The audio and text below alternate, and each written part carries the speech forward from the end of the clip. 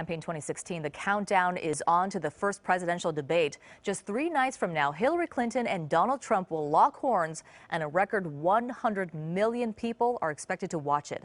It comes at a time when controversial police shootings are making headlines. Tonight, KCAL 9 political reporter Dave Bryan joins us with more on how that issue and others will shape the clash between these candidates. Dave. And Susie, we expect to see sharp differences between the candidates on these shootings as well. Tonight, Hillary Clinton has postponed a visit to Charlotte, North Carolina on Sunday, where the most heated protests over a police shooting have taken place. Donald Trump may well be doing the same thing. And the volatile issues that surround those shootings will certainly be front and center at Monday's presidential debate.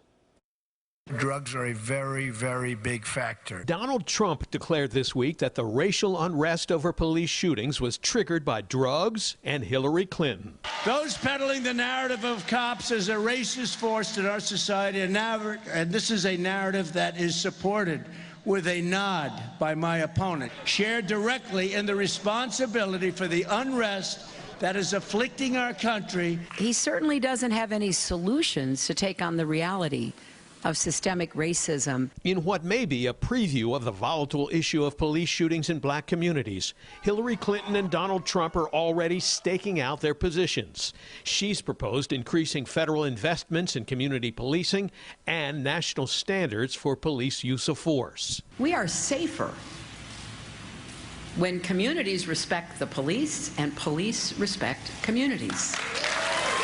Trump says the solution is more random weapons searches in high-crime urban areas, a stop-and-frisk approach which was ultimately declared to be unconstitutional in the courts and was dropped in New York after studies showed more than 4 out of every 5 people searched there were black or Latino.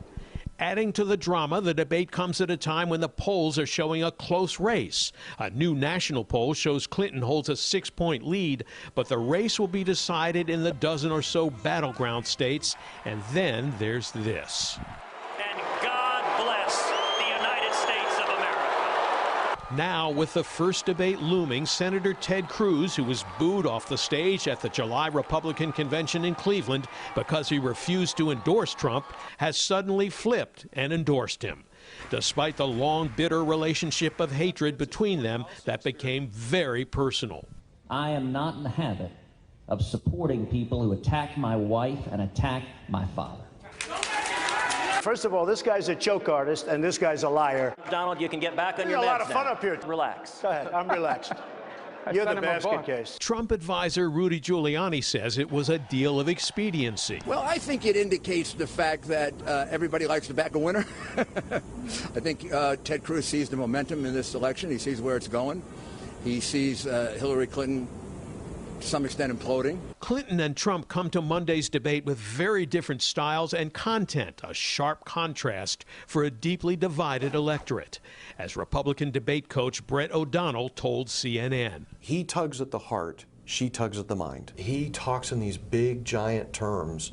She doesn't tend to do that. He understands well the dynamic of television. Both candidates have their debate cheerleaders. For Trump, it's college basketball coaching legend Bobby Knight. And I think people will really get a look at him that maybe they haven't seen before. And for Clinton, it's the brash billionaire owner of the NBA Dallas Mavericks, Mark Cuban, who tweeted, "I just got a front row seat to watch Clinton overwhelm Trump at the humbling at Hofstra on Monday."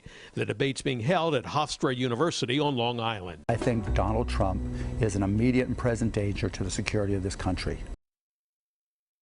Now, at the top, we mentioned that Hillary Clinton is delaying her Sunday trip to Charlotte. The delay was made at the request of Charlotte's mayor, who said law enforcement and other resources were stretched thin with the protests continuing. She asked both candidates to delay any visits. Trump was planning to head to Charlotte on Tuesday, Susie. All right, Dave, thank you very much for that.